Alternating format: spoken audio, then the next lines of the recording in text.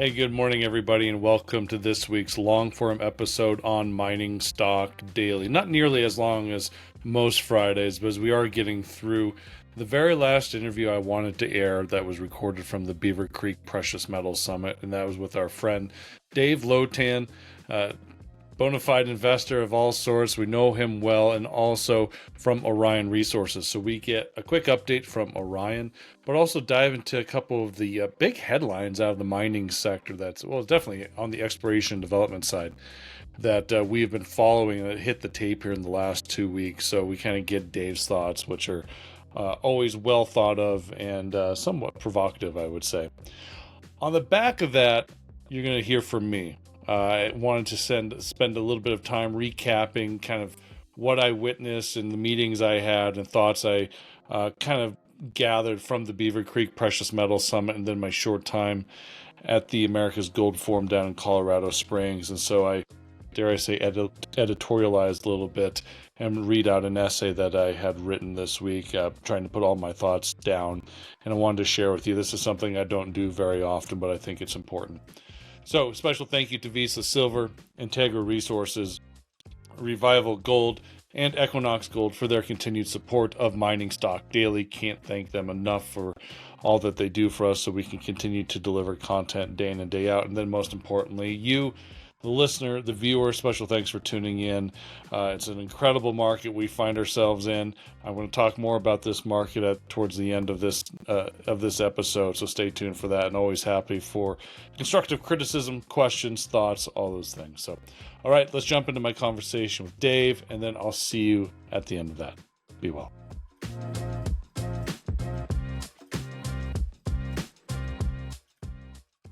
All right, Dave Lotan, my good friend. We meet again. Our annual Beaver Creek showdown here on the mic. How you been? Yeah, so good to see you, Trevor. I'm good, thanks. It's good to see you. Always a pleasure to run into you at these conferences. And well, the few times you and I get to sit down and chat, and obviously we got to get a little bit of an update what's going on with your company, Aurion Resources, and then also probably a little bit of a market discussion because news just keeps hitting. Seems like every day there's something big that keeps going. So let's table that and talk about Aurion for a few minutes.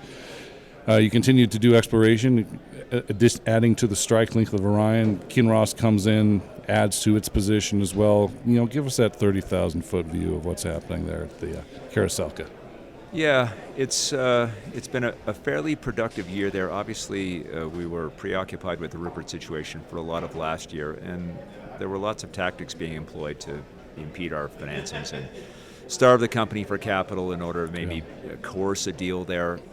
Last summer, we financed at 55 cents. That gave us an okay treasury, and I think we put it to fairly productive use. There was a nice high-grade revelation sort of in February, and we spent, however, the bulk of the winter drilling scout targets, which we really need to drill because you don't make new discoveries if you don't take risk. Okay. And a lot of those targets were on ground that needed to be frozen in order to get access. So that wasn't overly productive. We finally got back to the high-grade area at Caraselca, drilled 100 meters underneath the 13 meters of 8 grams and hit 32 meters of 4.5 grams. Yeah. There was a little 8-meter break and another 4 meters of 4.5 grams, and I think that's one of the first pierce points we've had below the 200-meter horizon, and we think it potentially is significant. And when I say potentially, obviously you need to follow these things up.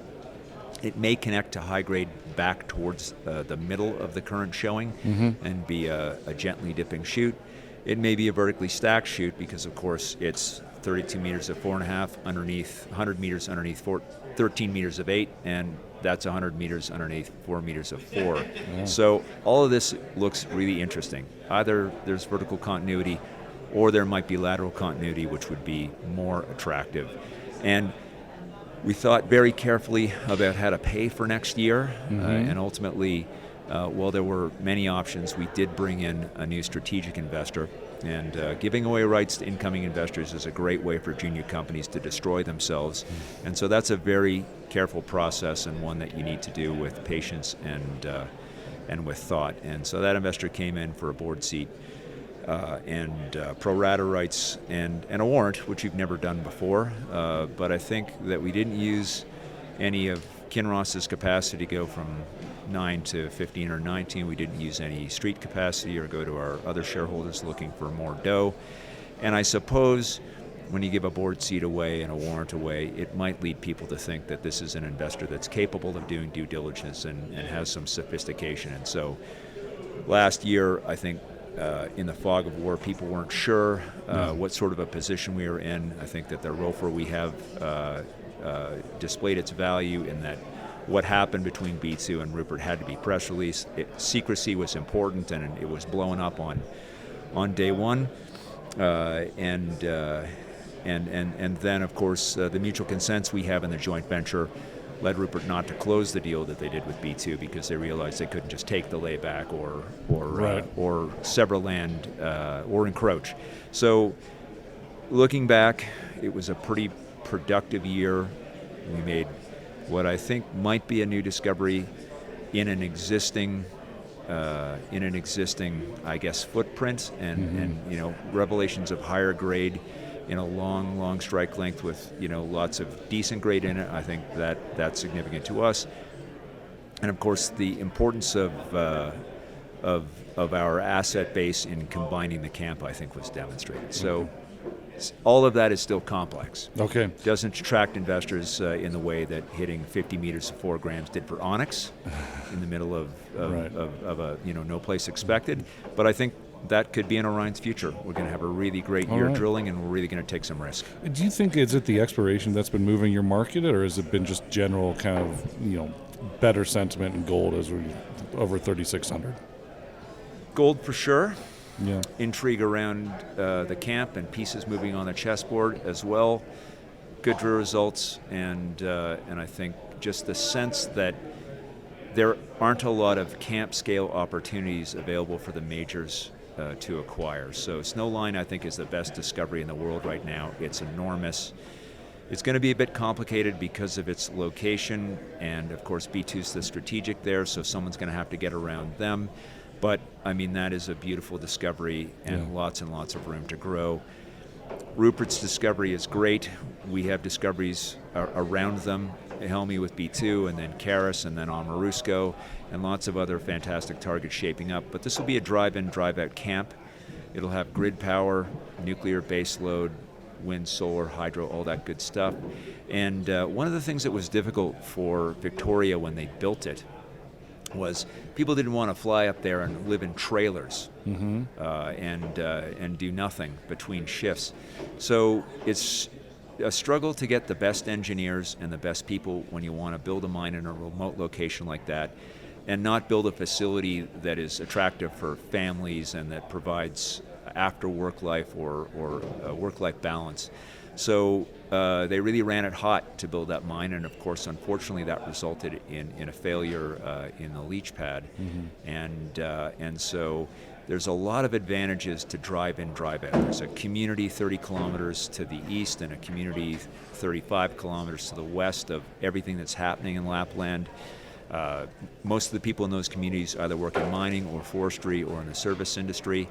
Paved roads, high-quality logging roads, and of course, again, grid connections are going to be easy there. So, the reason that St. Barbara paid so much for Atlantic gold all those years ago is because people could just drive in from Halifax and then go home at night. Right. You didn't need to establish a camp and create a life for people in a remote location. So there's a lot going on in our area that has there are a lot of attributes to the sort of, I'll call it the Lapland central camp that make it very, very attractive and that will deliver economics and other qualities that are highly desirable. Yeah.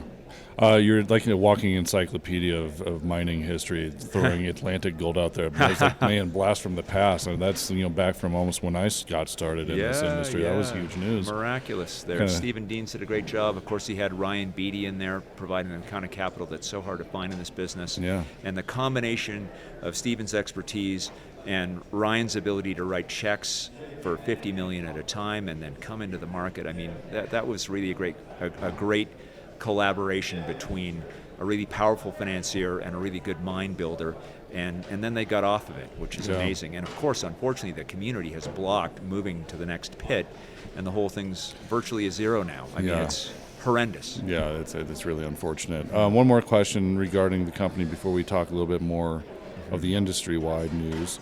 Your strategic investor remains anonymous. They do. Okay, and I assume that anonymous investor will not be the person coming in on the board. He or she will choose I don't somebody else. think that board seat will ever be used. I mean, it's Okay. something that some investors like to have to ensure that you behave. Okay. And I think that most people would consider us to be a well-governed company with lots of ownership on the board. We don't pay people a lot. Of course, everyone knows I take nothing, don't take stock options, and spend $1 million a year buying stocks. So I don't expect that any investor would need to intrude on the way we think about building value for shareholders. And if they had, for instance, some competitive design on the camp, being on the board would be an impediment, actually, to Yeah. that. So it's unlikely to be negative for non-strategic investors. And of course, we think a lot about these things Yep. before we do them. Okay, as you should, and you're usually really good at doing that. You don't jump the gun in these things. Speaking of wild cards, and not necessarily jump the card, but things that just caught us by surprise. Last night, we're out on the patio. Hemlo is sold, and I'll tell you a little funny story because it might have been the funniest thing I've heard all week. Right. I'm over here in the one-on-one meeting corridor area, and I run into Ryan King from Equinox, right? And I was like, Kesh does Hemlo news. He's like, can you believe they outbid us by $1 billion? It just about died. I was like, I needed that this morning. Ryan has one of the wryest sense of humor in this business. I greatly appreciate it. But $1 billion deal to Yeah. get Hemlo from Barrick. It brings Quartermain back Yeah. to where he cut his teeth. Yeah.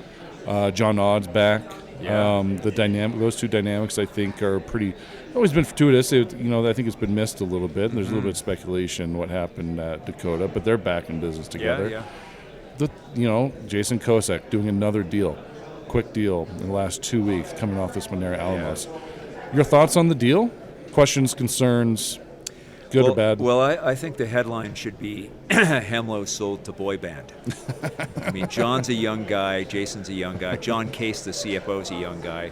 They're all immaculately dressed and well presented and great ambitious young guys. And I mean no disrespect to them. I've known John for many years, and I have incredible respect for him. I cannot believe that he's pulled this deal off. I mean, when I heard that Carcetti was in the running for it, I thought surely they would be outbid by Dilmar or by Torex or by Wesdome or some of the other players there. And yet, John has managed to put together the winning bid, and he's brought a young, ambitious guy, Jason Kosak, in as CEO, and a young former fund manager and a super, super sharp guy in John Case. John, he's just a great investor. Mm-hmm. And when Kevin McLean hired John to come in at Century, and Kevin was a multiple Lipper Award winner, viewed as the best portfolio manager, he told me that John was the first person who ever said, we can just hire consultants to do our own resource and our own studies on these things. And Kevin said, well, that's got to cost a lot. And John said, it's like $5 or $10,000. And so teaching Kevin McLean a new trick, I think, is pretty impressive. And of course, there were many other good stories about John's acumen when he came over to work with Kevin. And then, of course, Kevin left and John managed that fund, but Century didn't support it and it got smaller. And you hated to see a smart guy like that just sort of shuffle to the edges of finance. Kosak, great guy, hard worker. I mean, I know that lots and lots of mining companies have bid for him. He was an Osisko guy, and then he was running his own thing, and then he, sort of almost became, the lead at Minera Alamos, in a process I didn't fully understand. Yeah. But in any event, it's incredible. Well, I mean, the young guys raising $1 billion. Incredible. I mean, is this a sign they've where never mined anything before, and isn't it amazing? Yeah. Isn't it amazing? Well, I think that's the power, Bob Quartermain coming in, obviously. You get that legacy. So, obviously, experience there. But it's the $1 billion price tag, I think, is a sign of this market, which is really quite fascinating. But I'm also the legacy of Hemlo. I was thinking, what would Murray, what would Pessim say today if he saw that B next to Hemlo for a price tag? It'd be interesting. Yeah, I mean, that camp was subject to so much intrigue with Lack getting those claims from that widow in Florida, and then going to court with International Corona, and the court giving the ground back to Corona for the cost that Lack had sunk into it. It's a really fascinating chapter in mining history, and of course, I guess having read the teaser sheets, there's 3 million ounces left there and 150,000 ounces a year and supposedly $1,500 an ounce costs. I don't know. I didn't have a chance to look into it in any great detail, but it seems to me that it's one of those assets that was not meaningful to Barrick. I'm not sure where Barrick's going. I don't know why you trade Hemlo for Balujistan, but whatever. I think that's the question. Where is Barrick going? But that's been a question for a number of years, it seems like. Yeah, and I'm befuddled, to use another B. But I think it's great. You've now taken revenues from gold, and I suppose opportunities for further exploration success, which I think live with Bob Quartermain. I mean, he was involved. He came into the initial discovery fairly early to have a look at it for tech, and everybody knows the story of him seeing, all these boxes and boxes of core in the core shack of the gold giant next door. And Bob, I guess, is the branding around these young ambitious guys. But my guess is they get a hold of Hemlo, and because they're young and ambitious, they're going to want to buy more stuff and build a bigger company. That would be consistent with that. And isn't it great to see some youthful management in the business with optimism and designs on the future? So I think it's great. Yeah. All right. Great discussion. Love talking to you as always. We don't do it enough, I will say, but we always try to make the most of the time we do have. And hey, Trevor. Yes. 560 million of Orla stock, easily absorbed by the market with Agnico Eagle as the seller. I mean, so Hemlo one day, and a whole bunch of generalist funds buying the Orla block from Agnico. Amazing. The prior. So hot to trot. Yeah, what a market. We haven't even. I'm kind of wondering if, we're seeing a little bit more of the institutions that have been in this game return. But I'm wondering if some new, bigger institutions from Wall Street start kind of poking their eyes over here and getting sniffs and start dabbling. All the capital that has gone to the U.S. bulge bracket, tech, and U.S. blue chips is starting to think that gold is an important asset class in the environment of multiple trade wars, chaos, and supply chains having been fragmented and being rebuilt in redundant fashions around the world. So that's got to be commodity intense, and it's got to be inflationary, and the big guys really haven't found an asset like gold to compete with it, to hedge against those kinds of markets. So I think it's official now. I don't know when it ends, and that's the beauty of it. You really can't see the end of this. The U.S. has effectively gone isolationist, not just in terms of national defense, but in terms of trade. And the implications of that are not a year or 2 years or 3. I agree with you. Dave, good to see you. Thanks so much for your time. Thanks, Trevor. Until next time. You bet.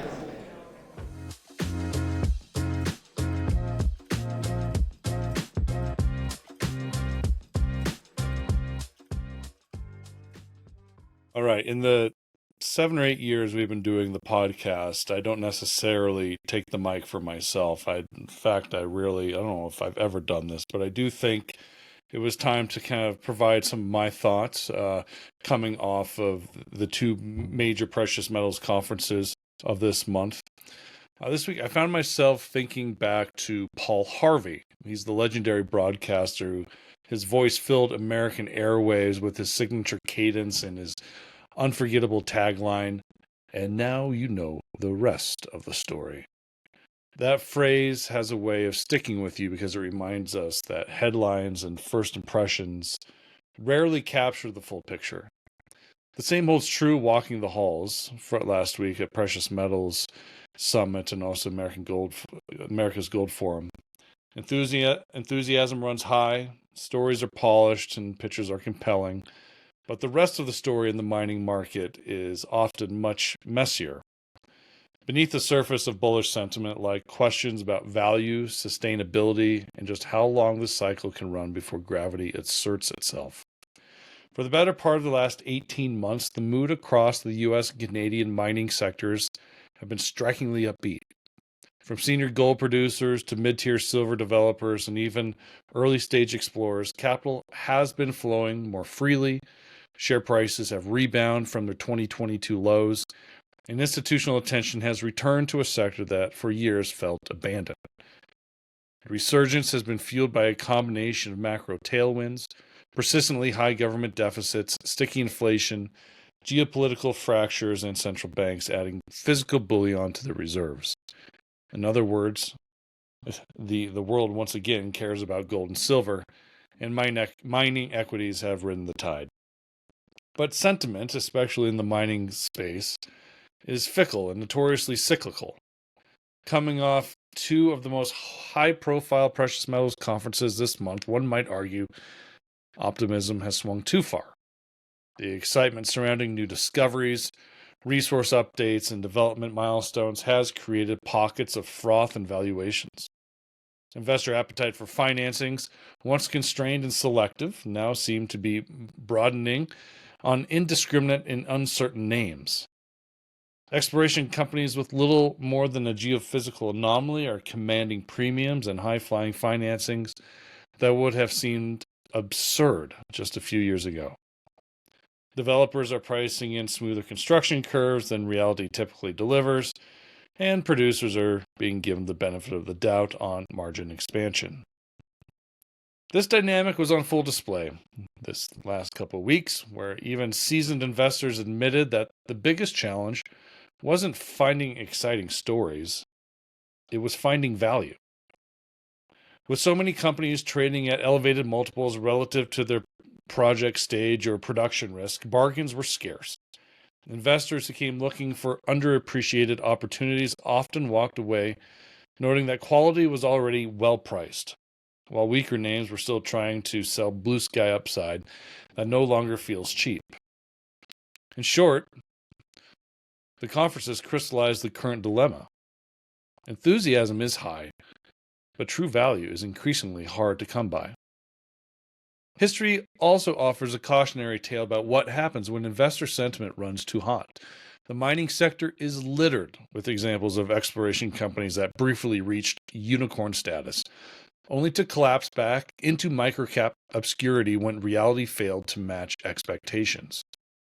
Novo Resources in Australia, Rubicon Minerals at Phoenix, ATAC Resources in Yukon all demonstrate the boom and bust nature of market psychology. Investors forget how quickly $1 billion paper valuations can vaporize when resource models don't hold up on development timeline drags. For every success that is crystallized through acquisition or construction, there are far more that retrace spectacularly, leaving retail investors holding the bag. The last true wave of exuberance in mineral exploration came in 2020, when the COVID-era liquidity surge and rising gold price above then $2,000 an ounce sent capital flooding back into the junior end of the market. I remember it vividly. Dozens of new IPOs and RTOs came online, with fresh shells listing on the TSX Venture Exchange and raising tens of millions almost overnight. Exploration companies with little more than conceptual drill targets found themselves oversubscribed as generalist money chased leverage to bullion. That cycle produced a crop of new entrants, many with ambitious exploration plans. But as the cycle cooled in 2021 and financing windows tightened, much of that capital dried up, leaving many juniors stranded with bloated share counts, and modest discoveries. It was a textbook example of how quickly the tide can turn in resource speculation. Euphoria in, then silence out. And at this specific moment, I'll swallow my pride and admit I was one of the novice resource investors who overlooked the euphoria then, only to find out where the market was heading once those warrants expired. It was a lesson I think about often. This begs the uncomfortable question. Are investors forgetting just how difficult mining is? For every G mining ventures or collective mining that successfully builds momentum, there are dozens of stalled projects and dilutive financings that never deliver. Share prices of miners are highly leveraged not just to the metals, but to emotion itself. Euphoria and despair come in cycles. None of this is to dismiss the genuine progress in the sector. U.S. and Canadian companies are consolidating assets, majors are divesting non-core mines to more agile operators, and explorers are indeed making discoveries of consequence. But the best time to own miners is usually when nobody else wants to. Right now, many people seem to want them. If gold and silver prices stall or worse, correct, these equities will be repriced swiftly and brutally, no matter how compelling the long-term story. Despite the risk of overheating, there is a strong case to be made that the mining bull market still has structural support. A new wave of capital has entered the space, not only from traditional resource funds, but also from unconventional sources like stablecoins, crypto-linked vehicles, and generalist institutions looking for diversification in a volatile macro environment. The arrival of these players has broadened the investor base, deepened liquidity, and provided fresh demand for exposure to gold and silver equities. If this flow of capital persists, and early signs suggest it could, the sector may have a longer run than skeptics anticipate, with support from both established producers and ambitious explorers. This infusion of new money could help sustain the cycle for years, even if the path forward is punctuated by corrections. At its core, sentiment in the mining markets is a pendulum that rarely stays at equilibrium. When optimism takes hold, investors crowd into financings. Valuations stretch, and every hole seems like the start of the next major discovery. Conversely, when pessimism sets in, even producers with strong balance sheets and free cash flow are punished, and exploration companies are left trading for less than the value of their cash in the bank. This psychological swing between fear of missing out and outright despair drives far more the short-term pricing of mining equities than fundamentals alone. And understanding where we sit on the pendulum is essential, because sentiment, not geology, often dictate how we make money in this space. In short, the past 18 months have been very good for miners, and for us investors. Perhaps too good. The cooling of sentiment, even a sharp pullback, may be exactly what is needed to separate the serious companies from the promotional fluff. Mining is a marathon, not a sprint, and investors would be wise to remember that gravity has not been repealed in the markets. That's it from us this week here on Mining Stock Daily. We will be back Monday morning with the morning briefing. Thanks again for tuning in throughout the last couple weeks with all our corporate updates. Have a wonderful weekend, everybody. Be well.